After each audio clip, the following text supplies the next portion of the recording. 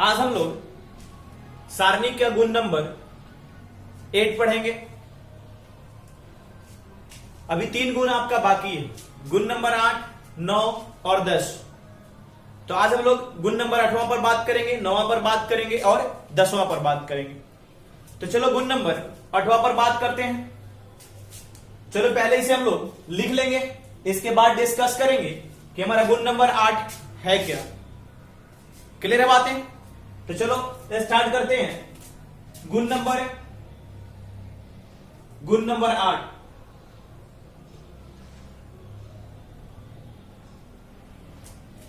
गुण नंबर 8, चलो देखा जाए गुण नंबर 8 क्या है हमारा।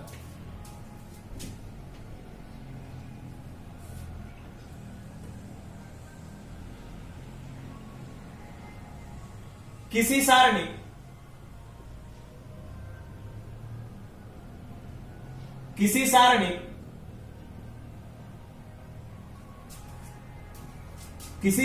पर संक्रिया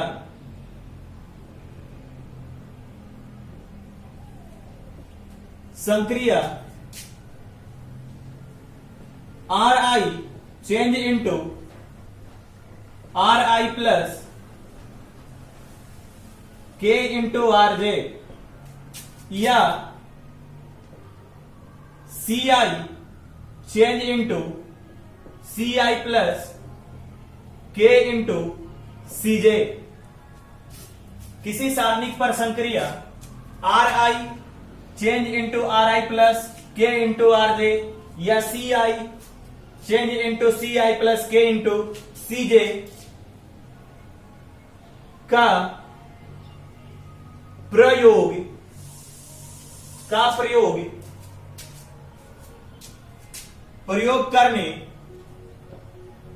करने पर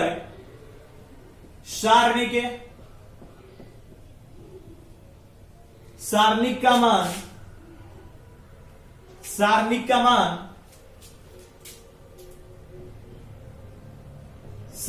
मान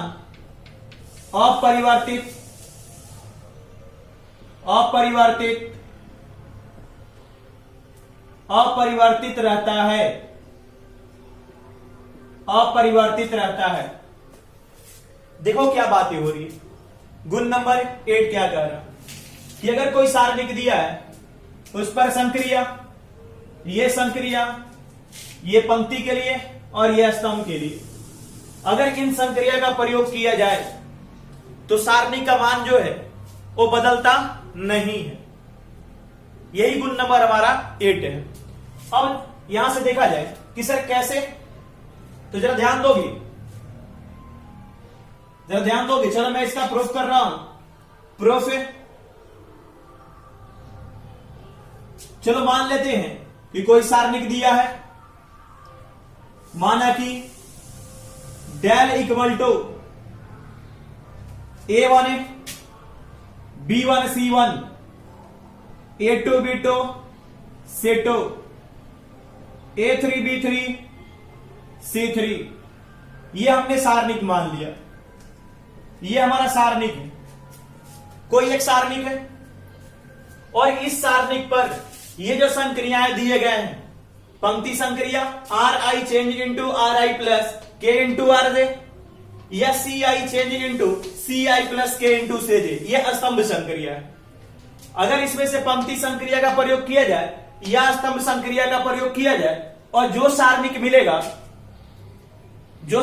मिलेगा और इस सारणिक और जो न्यू सारणिक मिलेगा, दोनों का मान क्या होना चाहिए? समान होना चाहिए। बात आ रही है पकड़ में कि दोनों का मान क्या होना चाहिए? तो समान होना चाहिए। तो चलो देखा जाए, उसमें इस संक्रिया को प्रयोग करने के बाद जो सारणिक मिलेगा मैं उसे लिख रहा हूं। देखो क्या हो जाएगा, मैंने इसका नाम दे दिया डेल डैश, और हमारा संक्रिया यहां पर क्या है, तो मैं पंक्ति संक्रिया यूज कर रहा हूं। तो संक्रिया हमारा है Ri change into Ri plus K into Rj, Ri change into Ri plus K into Rj। और Ri कहने का मतलब क्या, I कोई पंक्ति रहा होगा, या तो पहली पंक्ति या दूसरी पंक्ति या तीसरी पंक्ति, यही रहा होगा। तो चलो मैं यहां पर आर आई के स्थान पर पहली पंक्ति को पकड़ रहा हूं, पहली पंक्ति में मैं चेंज कर रहा हूं, पहली पंक्ति में, इस पहली पंक्ति में, और पहली पंक्ति में राइट है, और इधर क्या दूसरी पंक्ति में के से गुना करके मैं ऐड कर रहा हूं पहली पंक्ति में। इस संक्रिया का मतलब यही है ना, क्या कर रहा है ये संक्रिया कि जो आईवी पंक्ति है उसमें क्या करो, जेवी पंक्ति में के से गुना करके आईवी पंक्ति में जोड़ दो, तो हमारा क्या हो जाएगा, आईवी पंक्ति बदल जाएगा। तो ये भी हम लोग क्या यहां पर पहली पंक्ति में बदलाव ला रहे हैं, तो पहली पंक्ति में बदलाव ला रहे हैं तो क्या करें, हमने दूसरी पंक्ति में किसी संख्या से गुना करके, जो कि यहां पर हमने के रखा है, के से गुना करके पहली पंक्ति में जोड़ दिया। और यही तो संक्रिया है। इस संक्रिया का पहले भी प्रयोग कर चुके हो, इस संक्रिया का पहले भी प्रयोग कर चुके हैं, सारणिक में भी आया है और आव्यूह में भी आया, राइट। प्रारंभिक संक्रिया में इसका यूज हम लोग करते थे। तब देखोगी पहली पंक्ति को क्या हम लोग बदल रहे हैं और ये संक्रिया हम लोग यूज कर रहे हैं, तभी ये क्या हो जाएगा, ये हो जाएगा। देखोगे R1 क्या है, A1 है, A1 है, तो A1 plus K into R2 इसके लिए क्या है, तो A2 है, राइट है। R2 क्या है, तो A2 है, तो क्या हो गया, ये A2 हो गया। बात आ रही पकड़ में। उसी तरह क्या है, ये B1 है, तो ये हमारा क्या हो गया, यहां पर यहां हो गया A1 plus K into A2 हो गया। और यहां पर क्या हो जाएगा, यहां पर R1 क्या है, ये B1 है, तो B1 प्लस K इंटू, और ये क्या है, R2 क्या है, तो B2 है, तो ये B2 हो गया। तो ये क्या हो जाएगा, B1 plus K into B2 हो गया। बात आ रही है पकड़ में। अब देखा जाए, चलो मैं थोड़ा सा और इधर इसको लिख रहा हूं, थोड़ा इधर लिख दे रहा हूं। यहां पर are I change into are I plus के इंटू R2। अब देखोगी तब क्या हो जाएगा, यहां पर अब ये R1 C1 हो गया और R2 क्या हो गया, C2 हो गया, तो ये C1 plus K into C2 हो जाएगा, तो ये C1 plus K into C2 हो गया। इतनी बात तो पकड़ में आया होगा। और यही हमारा हमने क्या करा, ये संक्रिया यूज किया है। अब इधर क्या हमारा, इधर A2 है, ये B2 है, ये C2 है, ये आपका A3 है, ये B3 है और ये C3 है आपका। अब देखो प्रारंभिक संक्रिया का हम लोगों ने प्रयोग कर दिया, लेकिन हमारा ये गुण क्या कहता है, किसी सारणिक पर यानी इस सारणिक पर हमने संक्रिया यूज करा, किसी सारणिक पर संक्रिया, इतना का प्रयोग करने पर सारणिक का मान बदलता नहीं है। यानी इस संक्रिया का प्रयोग करेंगे किसी सारणिक पर तो उसका मान बदलेगा नहीं, यही बात कही जा रही है ना। बात आ रही है पकड़ में। तब इसका मतलब आप कहोगे कि सर ये हमारी सारणिक थी, हमने इस संक्रिया का प्रयोग कर दिया यहां पर, तब ये जो मान देगा वही तो ये मान देगा, जब बदलेगा नहीं तो हां बिल्कुल वही मान देगा। आ रही बात पकड़ में। जब बदलेगा नहीं तो क्या वही मान देगा ना। तब आप बोलोगे सर प्रूफ करके दिखाओ, तो इसका मतलब क्या, अगर हम इसको इसके बराबर दिखा दें या इसको इसके बराबर दिखा दें या इसकी वैल्यू इसके बराबर आ जाए तो क्या होगा, बराबर होगा। तब चलो मैं प्रूफ करता हूं। अब ध्यान दोगे, ये डेल डैश है आपका, क्या है, ये है A1 plus K into A2, B1 plus K into B2, ये क्या C1 plus K into C2, ये A2 है, B2 और ये C2, A3 B3 और ये आपका C3 हो गया। अब देखा जाए, इसे हमें प्रूफ करना है, जरा ध्यान दोगे, इसे क्या हमें प्रूफ करना है। आपको इससे पहले गुण नंबर हमने 7 बताया था, और गुण नंबर 7 में हमने ये बात बताया था कि अगर कोई सारणिक के किसी भी पंक्ति और किसी भी स्तंभ के प्रत्येक अवयव 2 अवयवों का योगफल है, तो हम लोग क्या कर सकते हैं, उसे 2 सारणिक के योगफल के रूप में व्यक्त कर सकते हैं, यानी सारणिक के योगफल के रूप में व्यक्त कर सकते हैं। अब देखोगे यहां पर ये ऐसे लिखा है, तो पहले अगर मैं इसको पकड़ लूं, फिर इसको पकड़ लूं और इसको पकड़ लूं, तो एक सारणिक बन जाएगा। और फिर प्लस वाला, क्योंकि यहां प्रत्येक अवयव इस पंक्ति का दो अवयवों का योगफल है। गुण नंबर 7 यहां पर अप्लाई हो रहा है, इसके जस्ट पहले वाला गुण।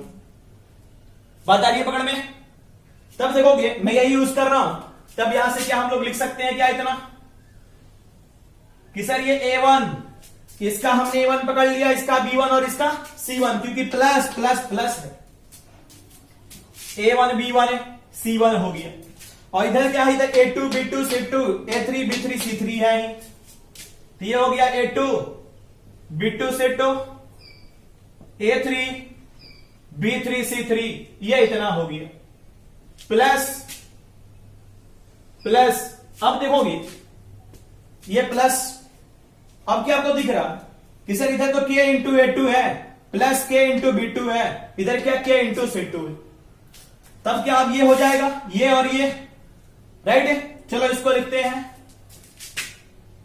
K into A2 K into B2 K into C2, और इधर क्या हो जाएगा आपका A2 B2 C2 A3 B3 C3 हो जाएगा।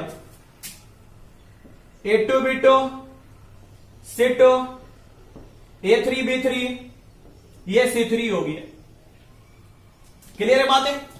अब देखो जरा, अब आप देख रहे होगे कि सर ये तो समझ पाती है, या आप ये भी कह सकते हो कि सर इससे अगर मैं K के कॉमन ले लूं तो ले सकते हैं हम लोग कॉमन। तो चलो आगे बात करते हैं, और मैं यहां लिख रहा हूं, राइट है, ये बात समझ जाओगे। चलो इस पार्ट को मैं इरेज कर दे रहा हूं, इस पार्ट को इरेज कर रहा हूं, आप नोट कर लेना। तब ये क्या हो जाएगा, A1 B1 C1 है, A2 B2 C2 A3 B3 C3, और यहां से हमने पहली पंक्ति से K कॉमन ले लिया, क्योंकि सब अवयवों में K शामिल। देखो इसमें भी और इसमें भी, ये क्या हो गया, A2 B2 C2 हो गया। ये भी आपका क्या है, A2 B2 C2 है, और ये क्या आपका A3 B3 C3 है। क्लियर बात है? अब आप देख रहे हो A1 B1 C1 A2 B2 C2 A3 B3 ये C3 है हमारा, प्लस K इंटू, जरा बताओगे क्या इसकी वैल्यू क्या होगी, 0। हाँ बिल्कुल सही है, क्या होगा 0, क्योंकि पहली पंक्ति और दूसरी पंक्ति क्या है, सेम है। क्लियर बात है? तब तो ये 0 हो गया, K इंटू 0, यानी हमें फाइनली क्या मिल गया, A1 B1 C1 A2 B2 C2 A3 B3 C3, ये मिल गया अपने को। देखो ना, इससे हम लोगों ने क्या, इसको लेकर चला और इतना मिल गया क्या, यानी इतना इक्वल टू क्या, इतना है क्या, इतना बराबर इतना है क्या, यानी दोनों क्या है, आपस में बराबर है। और यही हमारा क्या हो गया, प्रूफ हो गया। क्लियर बात है? तब यहां से हम लोग कह सकते हैं कि अगर किसी सारणिक पर इन संक्रियाओं का प्रयोग किया जाए तो सारणिक का मान नहीं बदलता। क्लियर है? Note down.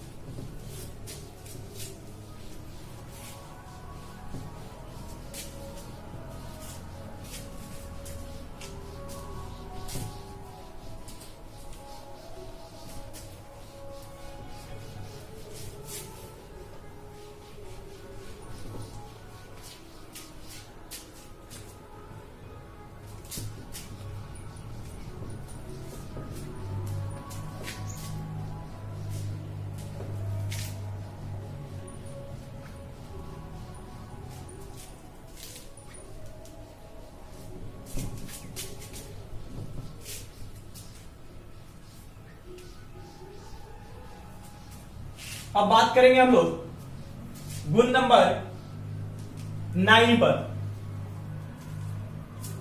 गुण नंबर 9, गुण नंबर 9।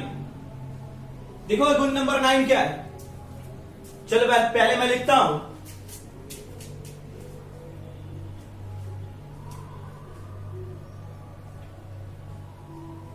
यदि अवयव A इक्वल टू AIJ एक n कोटि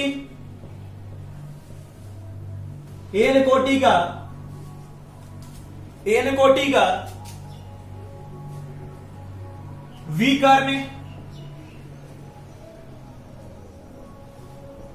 विकर्ण अवयव है, विकर्ण अवयव है तो अवयव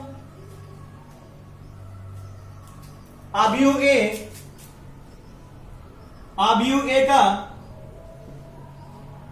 सारणिक,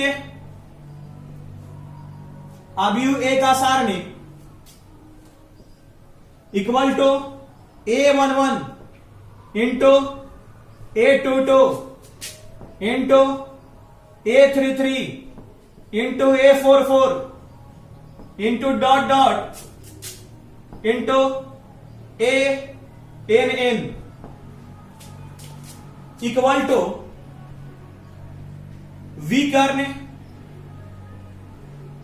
विकर्ण के अवयवों का गुणनफल। अब जरा बात समझोगे, जरा ध्यान दोगे। अगर कोई विकर्ण अवयव दिया है, और विकर्ण अवयव आप अच्छी तरह से जानते हो कि विकर्ण अवयव होता क्या है, जानते हो ना कि नहीं जानते हो? अरे बोलो, बताया गया आपको कि विकर्ण अवयव क्या है, ठीक है? यही बोल रहे हो ना कि सर जिसके विकर्ण के अवयव क्या हो, विकर्ण के अवयव को छोड़कर सभी अवयव क्या हो, 0, यानी 2 6 1, इधर क्या सभ्य 0 0 0 0, ये क्या है, विकर्ण अवयव। लेकिन इस विकर्ण अवयव की सारणिक की बात करी जा रही है। ये कितने बाय कितने का है, 3 बाय 3 कोटि का। अगर यही व्यापक रूप में लिखने जाते तो हम क्या लिखते, इसको ऐसे लिखते, A11 0 0 0 A22 0 0 0 A33, यही लिखते क्या, 3 बाय 3 कोटि के अवयव को, विकर्ण अवयव को। लेकिन बात कही जा रही है कि इसका एक विकर्ण अवयव है, वो भी क्या, n कोटि का विकर्ण अवयव। लेकिन हमने क्या समझने के लिए 3 कोटि का ले लिया, 3 बाय 3 कोटि का। लेकिन इसने क्या कर रखा कि n कोटि का विकर्ण अवयव। बात आ रही है पकड़ में? अब इसका सारणिक निकालना है, तो अवयव ए का सारणिक क्या होगा, तो इतना होगा। तो इसको मैं क्लियर करूंगा क्या कह रहा, लेकिन जरा यहां से समझ लो। कह रहा कि इसकी सारणिक निकालो। आप क्या करोगे, इसे सारणिक वाले घर में रखोगे, 2 0 0 0 6 0 0 0 1, आप ये करोगे और इसको क्या करोगे, प्रसारित करोगे। आप सभी जानते हो प्रसारित करना, कि सर किसी पंक्ति के अंदिश इसे प्रसारित कर दिया जाए, सारणी का मान निकल जाएगा। बिल्कुल सही बात है, और यही बेसिक है। लेकिन मैं यहां से एक डायरेक्ट टेक्निक आपको दे रहा हूं कि जब भी विकर्ण अवयव हो और उसका सारणिक निकालना हो, यानी ऐसे ऐसे दिया हो, इसका सारणिक निकालना है, तो डायरेक्ट आप इसको गुना कर दो, 2 इंटू 6 इंटू 1, तो भी क्या निकल जाएगा, 12। तभी इसका क्या हो जाएगा, सारणिक निकल जाएगा। क्या करना होगा, डायरेक्ट इसके विकर्ण के अवयव को गुना कर देना।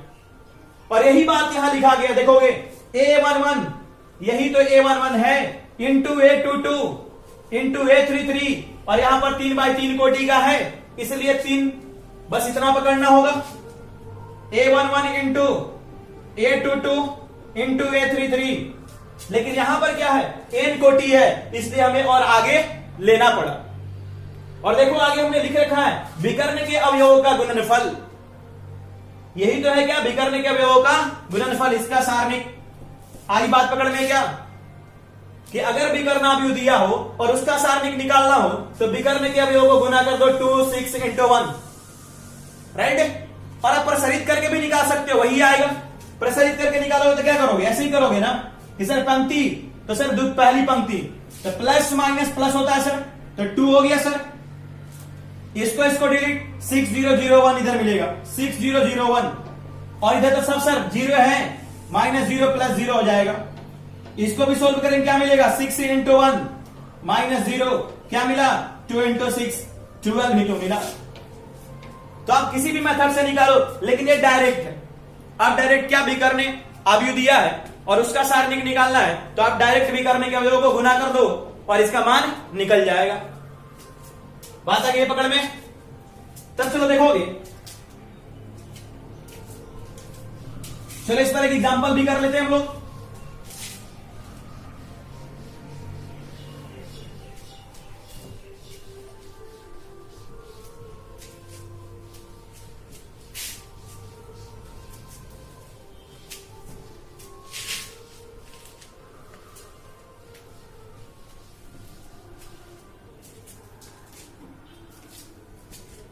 अब देखोगे एग्जाम्पल, यदि a इक्वल टू 1 0 0 0 -3 1 0 0 -2, तो सारणिक A ज्ञात करें। क्या डायरेक्ट नहीं बता सकते हो, इसे सारणिक A ज्ञात करना है। 1 इंटू -3 इंटू -2 क्या हो जाएगा 6, नहीं गुना कर लेंगे इसको तो -3 -2 +6 होता है, +6 इंटू 1 तो +6 ही मिलेगा। क्लियर है ना। तो देखा जाए, चलो सोल्व भी कर देता हूं मैं।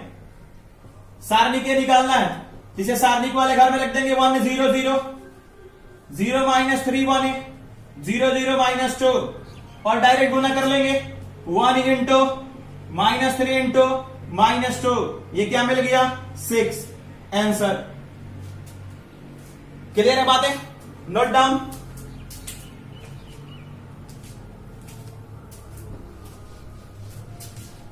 अब बात करेंगे हम लोग गुण नंबर 10 पर।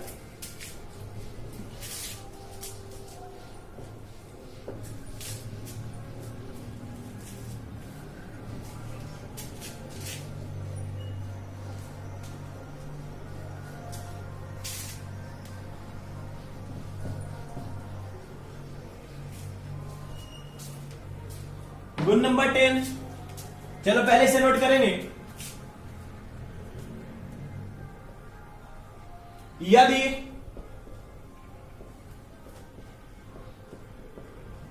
किसी सारणिक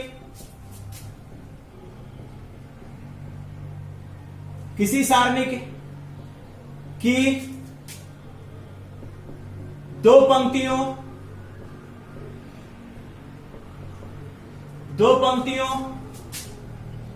या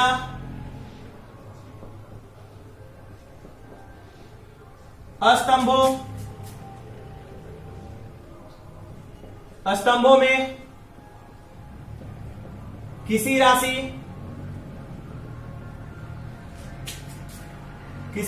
से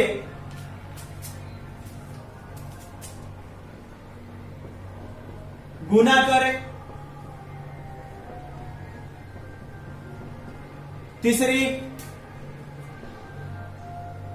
तीसरी पंक्ति या स्तंभ में जोड़ दिया जाए तो सारणिक का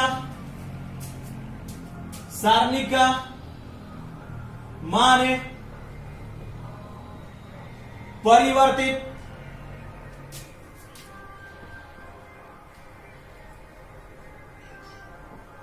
सारणी का मान अपरिवर्तित है